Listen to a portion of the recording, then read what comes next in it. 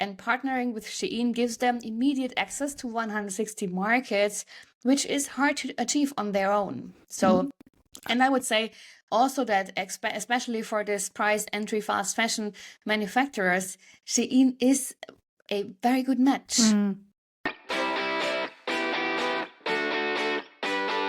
Let's talk marketplace. The Marketplace podcast with Ingrid Lommer and Valerie Dichtel. Hello everyone and welcome back to another episode of Let's Talk Marketplace. I'm Ingrid and as always I'm joined by Valerie. And today we have another Marketplace news update for you. After all, summer was quite slow news-wise, but September has been rather busy for the Marketplace world. Lots of things were happening. So we'll walk you through the most important news today. Yeah, absolutely. So I think about just like last week while we were in Cologne for our own Marketplace Universe Connect event and while the DMX go. And you have been this week in Berlin. So before we jump into the headlines, and I don't know, so many other events are already planned and Event fall is really coming along. Fall is on. And we are also preparing for our event Marketplace Universe Connect on the 20th of October in Munich and being on stage at the Newcom Summit. So a lot of things going on and we're quite excited. Yes. But before we jump into the headlines, I have to ask, last week you were in Berlin for the eBay Awards. So how was it? That was a great evening, really. eBay chose a stunning location for the eBay Awards this year. The whole energy was great. And I think the evening showed very good how much eBay values their seller community, you know. There were inspiring stories from entrepreneurs. There was a brass band, which is always, it's always a key, a win for me. And even an inspirational keynote speaker. And there was a lot of eBay spirit in the room. And of course, I could meet and re-meet a lot of people from the whole German eBay-verse, which is always fun. But I think the best part for me was when I was allowed to hand over the award for the best social-oriented company to Mike Rife from IFB Green and Social IT. And that is a great company, really. And the story that I hadn't heard before, which always happens to me when I go to the eBay Awards. I always meet new people and new interesting stories that I haven't heard before.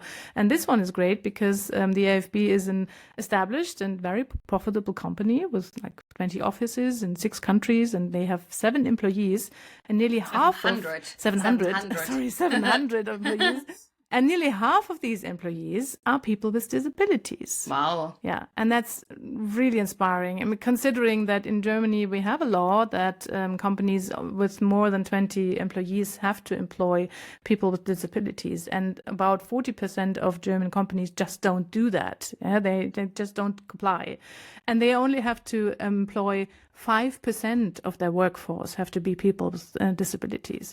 And then someone like AFB comes along and they go like, yeah, we have 50, no problem. So that was great. Yeah, sounds really like a fantastic evening and a good reminder that community is still the heart of marketplaces.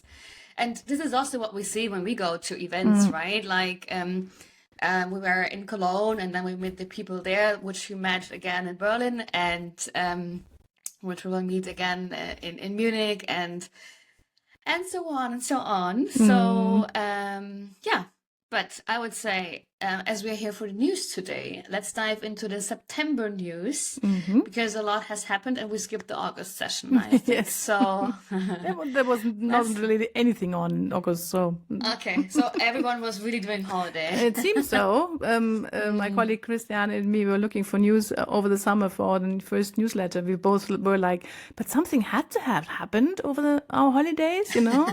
There must have been something. Searching on the whole internet, but I think everyone was on holiday. Yeah, they prepared everything now for the strong autumn and Q4. I mean, it's really, really on now. Yeah. The hot season. The hot e-com season. Yeah. Right, so let's dive into it. I think the first news piece that I wanted to discuss with you was Onbuy. That's a UK marketplace. And they just announced that they have officially launched in the EU, which is quite a step, actually, because so far they have been, Onbuy is one of those marketplaces that has been positioning itself as a fair marketplace, putting sellers first and not competing with them, a bit like eBay, actually. What kind of categories is Onbuy selling? Maybe They you are can tell us more. basically a generalistic marketplace, but the strongest category is definitely electronics. Okay. I think this is where I also put them on the electronics quadrant, and also in the UK quadrant they are in the electronics section, because that is their strongest feed. But they are active in on all other categories as well. I think you can dismiss them in fashion, but everywhere else they are an interesting player. Yeah, and in the UK they are already quite well known and quite strong. So, and I also wonder, how do they plan to carve out a space in the markets dominated by Amazon, Bol, Allegro, or even strong local players like Cdiscount in France or Kaufland in Germany, but also Eastern Europe and Southern Europe. So sellers already have so many channels, and Onbuy will need a very strong message to convince them to invest time and resources, right? Yeah, absolutely. I think one thing in their favor is that sellers are looking for alternatives, which we also recognize when we are doing webinars on competitors like Bol or in Kaufland, and people are interested. Yeah? People are looking for new opportunities and new marketplaces, especially marketplaces that are now expanding, because that means they are pushing forward. They are looking for sellers. They are trying their best to get sellers, and are offering them competitive conditions for selling and stuff like that. Yeah, so that's true. I think they do have a possibility, and the marketplace itself is interesting. They have a lot of power, a lot of money behind the expansion as well. So could be interesting. That seems interesting, and yes, that's also what I feel is so many brands are looking for additional expansion markets and marketplaces, because some of them are coming to us and saying hey, we are here and here, and where can we go else? It's okay, let's go to our webinar, etc. And maybe that's also a good point to send you to our webinars, because we have several webinars planned this autumn with different marketplaces. The one with Bol you can watch as a recording, but we also do one with MediaMarkt Saturn, one with Kaufland, one with About You, and we will link you the link in the show notes. Registration website. So you can register for the webinars, or you can watch the recordings. Yes. Yeah, absolutely. And I would say, let's move on to Poland mainly, because moving on to Allegro, Poland is much dominated by Allegro, the marketplace, and their Q2 results just came out. So what caught your eye, Ingrid? Well, Allegro continues to grow steadily, which is quite a feat in itself, because especially in Poland, Allegro is already so dominant and so big. And they have, I think, a GMV of around 12 billion euro. And the group GMV has again grown by now 9%. Also, active buyers are up, and the new platform in the Czech Republic, Allegro CZ, is starting to get some traction. So looking good, basically. Okay, so it actually shows that Allegro has the ambition to become more than just Poland's number one. I mean, that's what we already knew, but they are really aiming to be a true Central Eastern European champion. They tried also to be Central European, but I would put them more into the Central Eastern European corner. It's not a corner, it's huge. And but I would also say it's not an easy path. In the Czech Republic, for example, they face players like Heureka, who are deeply entrenched. So, Yeah, that's true. Yeah. And I think if we look at the numbers in more detail, things are also really showing that it's not that easy for Allegro as they might like you to believe. Because they show that the GMV in Poland has grown by 9.8%, while the group as a whole, including the international part, has grown by 9%. So the marketplace is growing stronger on its home turf.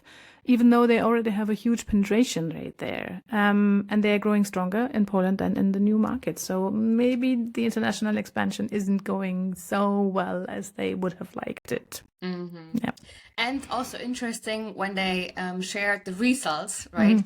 They were like, yeah, we share some growth rates, but mainly we share some text that we have grown.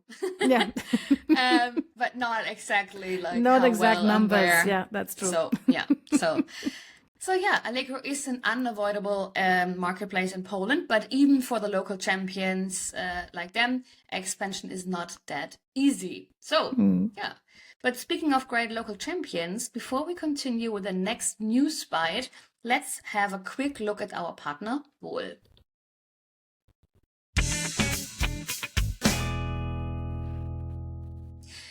Did you know that in the Netherlands, Sinterklaas is on December 5th is actually more important than Christmas Eve? For sellers, this means the holiday season starts much earlier and the Bol sales go up by 70% during this period. To help sellers make the most of this, Bol has clearly has offered some clear guidelines on pricing, promotions, and delivery speed. With logistics via Bol, for example, you can offer next day delivery, a real conversion driver, since 40% of all purchases happen after 5 p.m. And don't forget the deadlines. October the 3rd for Sinterklaas and Black Friday promotions. October 17th for Christmas, plus November 7th for Christmas advertising. So if you're too late, you will miss the real peak. Want to dive deeper? Then check out our webinar. Start selling on Bol Marketplace faster, easier, smarter. We will link the recording in the show notes, or listen back to our episode 97 with Alex Jarabchu from Bol. You'll find all the links in the show notes.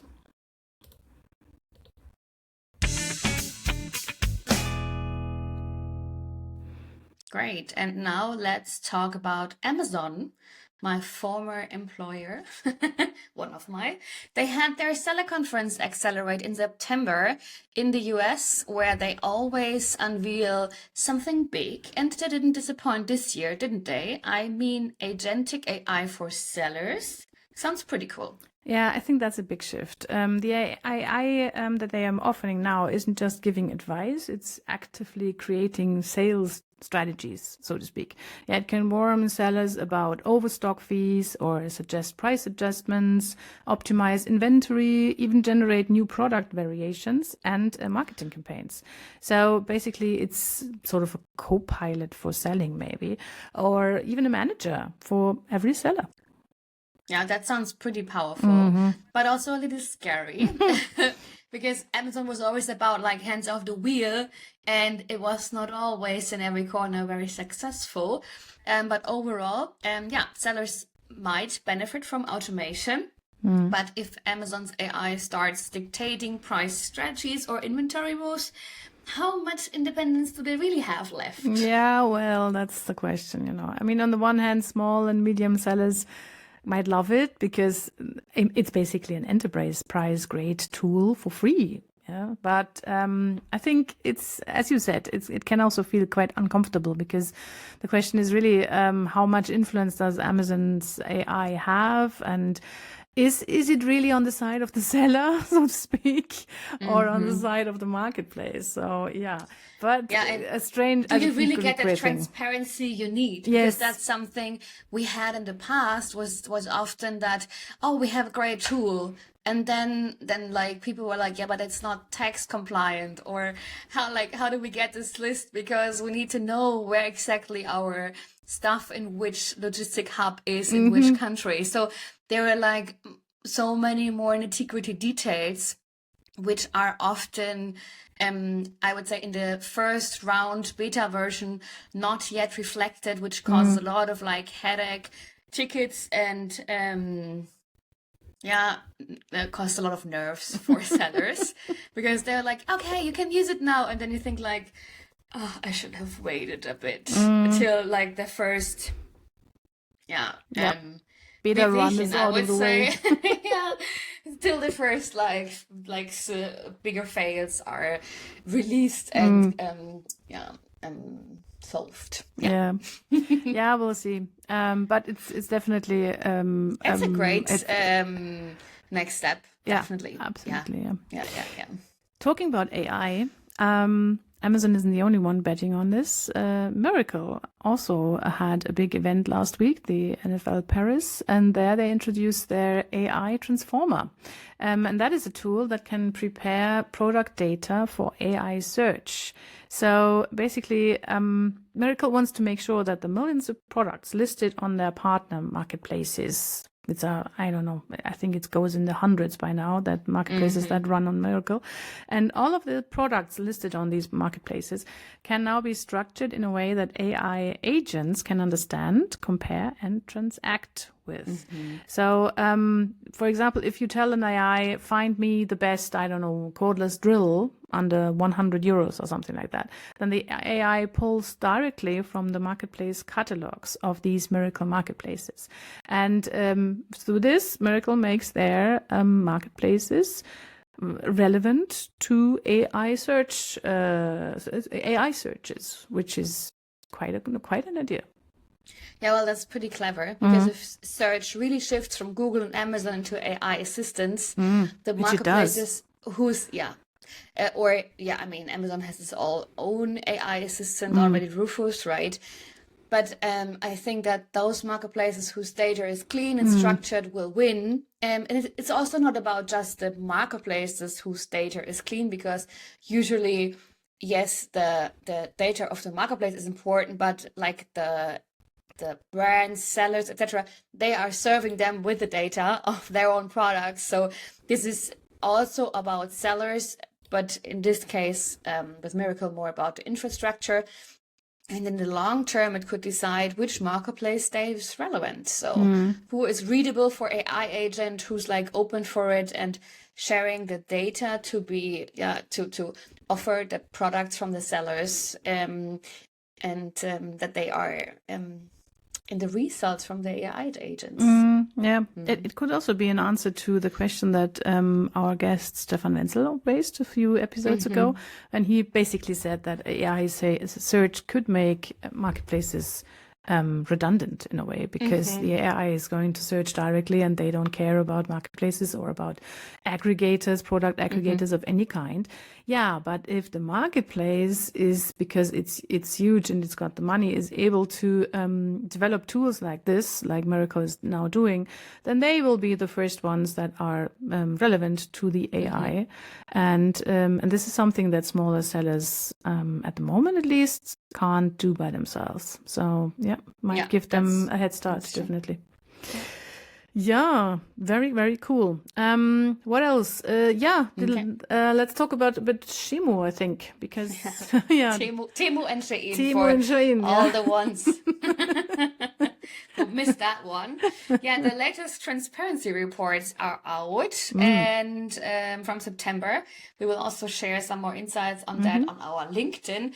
But so tell me, how big are the Chinese players now, Ingrid? Yeah, the latest numbers shows that Temu has now 115.7 million European users per month in the first half year of this year. So that's a growth of plus 12.5% compared to the second half of 2024. That's quite huge, yeah. Good, and especially, which I found interesting, in France, they grew by nearly plus 20%, and they are really pushing like in every major European market. And in Germany, Temu and Shein are now basically tied. So 19.3 million users for Temu and 19.9 for Shein. Yeah, that's really crazy. And it's so interesting, considering Shein has been building in Europe for years and Temu only entered recently. I mean, it's also years, but really pushing hard in the past 2 years. Temu is just 2 years, and I think Shein is now 5 or so in Europe. Yeah, and it shows how powerful Temu's marketing machine is and how receptive consumers are to ultra cheap products delivered fast. But delivered fast, I would say, sometimes so, sometimes so. Yeah, but that's something that Temu is working on at the moment, That's true. Trying to aggregate more and more European sellers. That's what I heard in Berlin as well. Like every seller that I was talking to told me, yeah, Shein has already approached me. Oh, they're really insistent, calling me twice a week. And what I also heard from Caroline Langer. Shein or Temu? Temu. Ah, okay, because you said Shein. Sorry, okay. no, Temu. Yeah. And and Caroline Langer told me, our podcast guest, the lady with the seeds, that they had been contacted by Temu after she was on our podcast. Ah, really? And now she's actually considering starting there, Okay. because she would be like the first seller of seeds on the whole platform. So that might be an interesting opportunity for her. And what she told me is that they are not only insistent, but they are also very, very helpful. So she had a question to her account manager, and she wrote to him on a Saturday evening, and she was answered in just 15 minutes. Wow. And stuff like that. So they are really, really, trying to woo the sellers onto the platform. Yeah. I already told her that if she has started on Shein, she has to come back to the podcast and On tell Temu, us more. all right? Ingrid. On Temu. What's up with me? You are not maybe... I'm not really, not 100% fit at the moment. So sorry for that. So after she started, but you can just she will come back. just say Shemu, so then you will always be 50% right. That's right. Right. So as I'm already talking a lot about Shein. Let's just talk about Shein. Because they did something interesting this month as well, because they have launched their accelerator program, which is a program for companies to join in, and where they basically make their on-demand manufacturing logistics platform available to other companies. So that's their accelerator. And they have now started that one in France, in the UK, and in China. And Pimki is one of the first European companies to join. So you as my fashion queen, what's going on here? Yeah, well, this is quite a story. So Pimki is a fast fashion vertical manufacturer. You can compare them to, I don't know, Orsay or New Yorker. They have agreed to join Shein's accelerator, which means they use Shein's on-demand manufacturing, logistics, and global platform to sell online. And right now, Pimki's online business makes up less than 5% of its revenue. Well, usually for those fast fashion manufacturers, they are often in a lower price category. It's pretty difficult for them to create a profitable e-commerce business. So this is not I would say this is not quite unusual to have just 5%. Sometimes they even say no to online business at all. So their CEO, Salih Halassi, who bought the chain in early 2023, wants to raise that to 30% within 3 years. And partnering with Shein gives them immediate access to 160 markets, which is hard to achieve on their own. So, and I would say also that especially for this price entry fast fashion manufacturers, Shein is a very good match. Yeah, that's what I would say, actually. And if I remember correctly, Pimki has been struggling over the last years, so they have to do something. So this does sound like a bold turnaround strategy, but there was also a lot of controversy around this, wasn't it? Exactly. The former owners, the Mouliès family, are actually suing. So they are really huge. We just a look into who's belonging to the Mouliès family, like basically everyone in France e-commerce. It's really crazy. Everyone. And then sometimes we're like, oops. But when they sold Pimki in 2023, they gave the company 140 million euro in capital, but under the condition that it would remain independent. And they now argue that this partnership with Shein violates that agreement and they want the money back. So Halassi, the current CEO, says there is no legal basis for the lawsuit, that this cooperation is simply part of Pimki's restructuring and should even create jobs. But legally and emotionally, it's a highly charged situation. Quite interesting. I think this is something that we should look into a bit more. Also, obviously, you don't mess with the Moulier family. Still, okay. I mean, I can understand that Shein itself is not, controversy free, so to speak. Yeah, absolutely. I mean, Shein faces ongoing criticism over labor conditions, environmental impact, and product quality. In France, some commentators even called the Pimki-Shein partnership an alliance of shame. Oh, come on. I mean, yeah, French Always a are very bit proud dramatic, on their the French. fashion. Yeah. But that shows how sensitive the fashion industry is to reputational issues. And Shein is actually a topic for reputation in the fashion industry. It is, and aligning with Shein might bring Pimki new sales channels, but it could also damage their brand image further. But to be very honest, that's my 50 cent. Pimki's reputation is really, they are a price entry fast fashion manufacturer. So reputation for Pimki, yeah. If we would talk about, I don't know, a like premium fashion brand, I would say like, okay, yeah, that's a thing. And this is also what I get when I talk with fashion brands, also from our marketplace leader circle. They're like, Shein, Temu, nah. So, but it's also interesting because on the other hand, because it's also a new market and much potential. I mean, we've already talked about the numbers, right? And the growth rates, and who else has this right now? Yeah, so, absolutely. Yeah.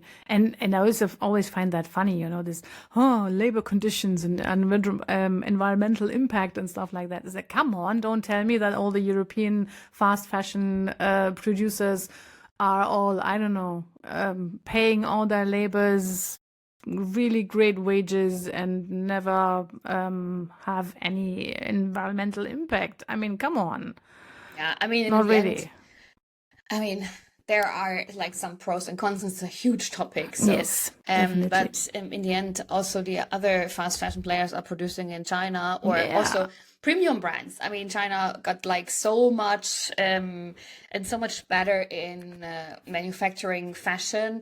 They are so much specialized in so many different things that you cannot produce it somewhere else anyway. I mean, I studied fashion textile management, so I'm really deep into this, and but this is a completely different story. But let us come back to the Pimki case. There has been also struggling financially. So last year, a French court granted them restructuring protection. They weren't insolvent yet, but they clearly needed a radical turnaround plan. And from that perspective, partnering with Shein looks like a survival strategy. So the logic is better to grow quickly online with Shein's infrastructure than risk fading away altogether. Yeah, balancing act really. So short time survival through Shein, and I don't know. I mean, maybe not even short time. Short term. Yeah. After all, Shein has been around for now nearly a decade, and in Europe around 6 years. So this is. For the lower entry price segment, this is a player that won't go away again. So I think it's a good idea. Just my 5 cents. And I think also what makes this case so interesting for the entire industry is Pimki may be a test case for whether European brands can or should align with Shein. And if that works, others may follow, but it backfires. So legally or reputationally, it will serve as a warning. So, I mean, overall, we will see how it will backfire, if it will backfire. And in the end, as a fashion brand, you still have to decide, is it matching your target group or not? Is it adding up to each other? But in this case, I would say it's actually a pretty good match. Yeah. So I guess these were the most important news for September. So we had Onbuy expanding in the EU and Allegro continuing to grow, and AI news from Amazon and Miracle, and Temu growing like crazy, and and Shein doing interesting things with Pimki. So a lot of things going on in September. Yeah, it really is, and it shows that the marketplace landscape in Europe is more dynamic than ever. So we have new challengers, strong regional leaders, big tech pushing AI, and fast fashion players reinventing their models. Yeah, and I guess that's it for today's episode of Let's Talk Marketplace. thanks for joining us. And don't forget to subscribe so you never miss any updates for our fast-moving industry. Yeah. And we're happy to see you at one of our webinars or at our Connect events or here again at the podcast. See you next time. See you then. Bye-bye.